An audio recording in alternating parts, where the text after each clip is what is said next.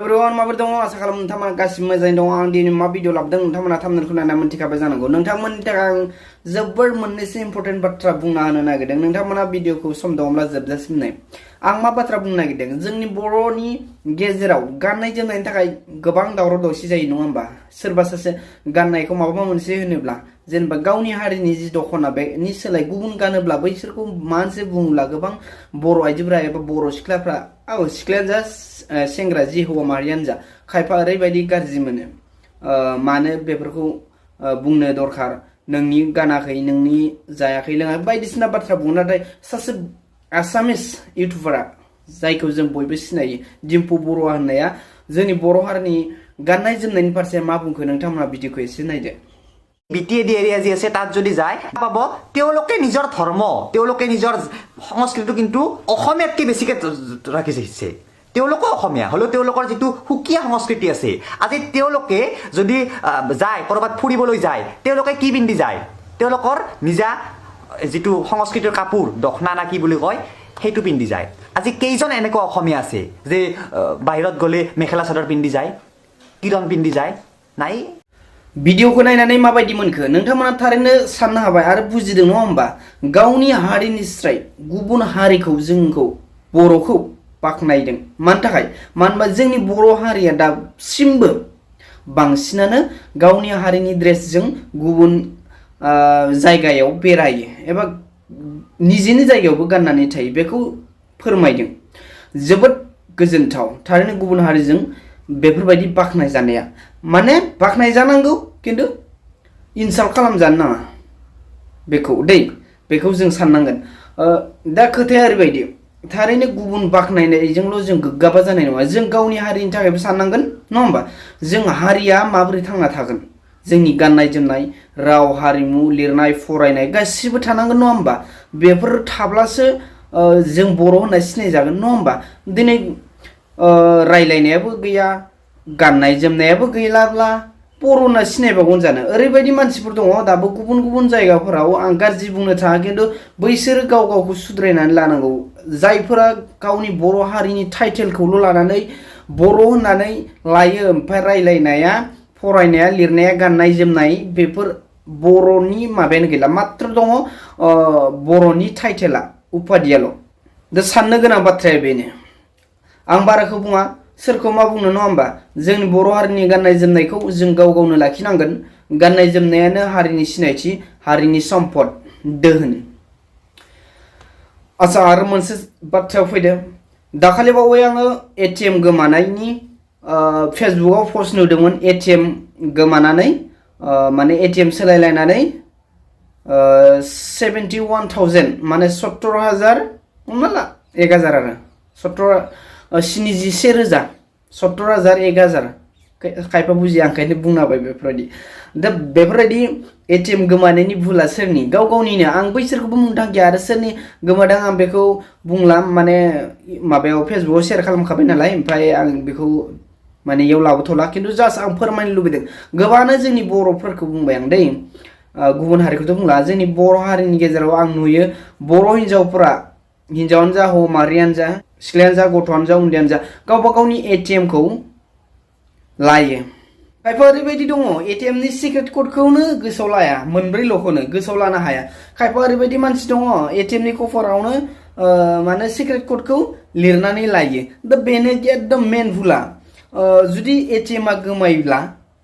नोंनि एटिएमनिफ्राय एबा नोंनि एकाउन्टनिफ्राय रावबो ओरैनो गोरलैयै फैसाखौ दिहुननानै लांनो हाया दा जुदि नोङो एटिएमनि कभारावनो जुदि गावनि सिक्रेट क'डखौनो जुदि लिरनानै दोनबायब्ला आरो लिरनानै लाबायब्ला बे एटिएमआ गोमायोब्ला माब्लाबाफोर अब्ला सिखावालाय मानो खावनो गोरलै जाखाबाय नङा होमबा दा बेनो मेन एकदम गोरोन्थिया आरो दंबावो गोरोन्थिया बेबो मोनसे एटिएम खौ लानानै सिएसपि फोराव फैसा दिहुनहैनो नाङा पासबुकजों दिहुन मानो होनबा बे सिएसपि आव बे सार्भिस पइन्टआव बेयाव दिहुनहैब्ला नोंनि सिक्रेट क'डखौ बै सिएसपि नि मानसिया माने सिएसपि मालिकआ सोंगोन नङा होमबा दा बेयावनो गोबां मानसि थायो अब्ला नोंखौ सिनायखानाय सोरबा मोनथिखाबाय एबा नोंखौ मिथिगोन जे नोंनि सिक्रेट क'डआ इदि दा बिदि आरो बेबो मोनसे भुल CSP आव माब्लाबा नोंसोरो ATM जों दिहुन नाङा दै माबादो दिहुन पासबुक दो जुदि नों दिहुनथारदोंब्लाबो सिक्रेट कोडखौ नों बेनो गोरलैयै खोन्थानो नाङा नों गावनो हारसिङै थु हर आं हारसिं थुगोन होनबाबो आरो इयो जेबो कमप्लेन होननाया नों हारसिं सिरि थुखोमा जाबाय बास बेनो ओरैनोथ' ATM खौ मानि थाखाय नङा होमबा बबेबा गोजान जायगायाव बबेबा फैसा दिहुनब्रबनो नङा होमबा बे मेन ATM गिदिरफ्रावसो दिहुननांगौ जाय जेनेबा जाय जायगायाव हारसिङै दिहुननो हायो कुनु बे CSP नि बायदि सोंजालायनाय माबा गैया माने ना दा बेफोरबायदि सिकिउरिटि थानायावसो फैसाखौ दिहुननांगौ ओरैनो मोनब्रै नाम्बारखौ जोङो माबा गोसोआव लानायनि मोनसे गोरलै आयदा एबा आदब दङ मोनसेल' नाम्बार गोसोआव लाबानो जागोन दा बे माब्रै मबाइल नाम्बारा गासै बेसेबां थायो 10टा नङा होमबा बे 10टायाव नों हमना ला 5 दं गेजेराव बे 5 निफ्राय ओरै मोनब्रै थुबानो जानाय हयथ' 6 दं 6 निफ्राय ओरै हयथ' 9 दं 9 निफ्राय ओरै मोनब्रै थुबानो जानाय बेफोरबायदि गोरलै खालामनो हायो गोसोआव लानो हायाब्ला मोनसेल' गोसोआव लाबानो जानाय दा बेफोरबायदि गोरलै जोङो ATM नि माखौ सिक्रेट कोडखौ बेफोरबायदि गोसोआव लानो हायो ओंखायनो नोंथांमोना हुसियार जा ATM खौ बे नोंनि सेफटिनि थाखाय बाथ्राखौ आं बुंबाय आरो बेफोरबायदि मोनब्रै नाम्बार थायोना बेयाव जेनेबा मोनब्रै बेसेबा 16 डिजिट 16टा थायो खोमा दै जेनेबा ATM बो गैखाया आंनाबो दङ खिन्थु आखायाव गैया आरोना ओमफ्राय आं बावगारबाय माने ओमफ्राय दा बेफोरखौनो होनानै लायो मेन माने बेनि जाहोना मा मिथिगोन ना गोसोआव लानो हाया मोनब्रैल' नाम्बारखौ गोसोआव लानो हाया दै आरो ATM नि जि नाम्बार दङ बेफोरखौ लायैयानो मोजां गुबुन गोसोआव थानाय लानांगौ दा बेनो उनाव नङाब्ला जिंगासिनांगोन उन दाहा जानांगोन ATM खौ मानो थाखाय होयो ATM नि मेन खामानिया बै ATM माबायाव गिदिर ATM आव हारसिं दिहुननो हानायनि थाखायसो दै बबेयावबा गोजान जायगायाव थाङोब्ला बबेयावबा जेनेबा बेरायहैयोब्ला माबा मोनसे खामानियाव थाङो आरो जेनेबा फैसा नांगौ जायोब्ला बै ATM फोराव दिहुननायनि थाखायसो खिन्थु बैफोरबायदि CSP आव नङा जाय माने CSP एबा बेंकआनो जा बेयाव पासबुक दोननो हायो पासबुक दोनो दिहुननांगौ पासबुक लानानै दिहुननांगौ दै मेन खोथाया बे खायफा जेनेबा ओरैनो बुङो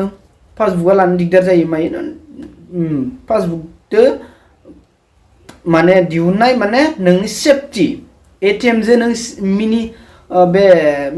ATM जों दिहुननाय माने नोंनि सिक्रेट कोडखौ गुबुना मोनथिनाय दा बेनि खोथाया दा बेयाव नों थुब्लाबो जेनेबा ओरैनो नुखायो नों बोरै फिसा मिनि ATM आव नों बोरै सिक्रेट कोडखौ थुनो नङा होमबा सिक्रेट नाम्बारखौ बोरै थुनो नुखायोनो दा ओंखायनो नोंथांमोनखौ हुसियार आं बे बाथ्राखौ बुंबाय आरो जोंनि बर'नि हाथरखि जायखौ जों अलंबार होननानै बुंबाय थादों नङा होमबा टप 5 आव आवग्रिनो हाबाय होननानै जों खौरां मोनदों नबजित नार्जारिया नोंथांमोना बयबो मिथिखायो नङा होमबा नाम्बारखौ आं आरो माथो बुंबावनो खिन्थु जायफोरा गोदान दिनैसिमबो माने मिस कल हरफेराखै नैबे नाम्बाराव मिस कल हर ओरैनोथ' जेनेबा बिजि जायोब्ला ओरैनो दानलाङो दै बेनिफ्राय कल खालामबा वाइटिं देखायबाय सरि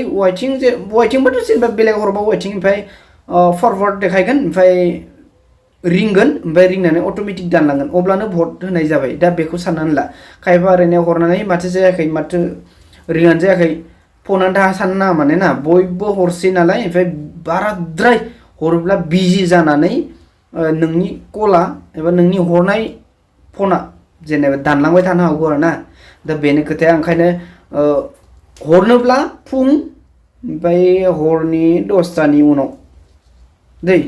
10टानि उनाव ओमफ्राय सानफोराव जिखुनु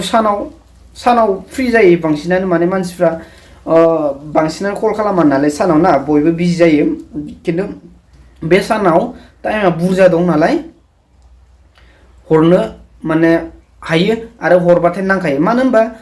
हराव बयबो बिजि जाबाय मबाइलाव ओमफ्राय इबो हरबाय दा बेफोरबायदि खिन्थु सानाव बयबो मबाइलाव थाया बयबो गावबा गावनि खामानियाव थायो नालाय दा बेफोरबायदि ओंखायनो नोंथांमोनखौ गुरै खावलायदों नोंथांमोना बेले बेजे साननो नाङा सोरबा बर'नि सुबुङा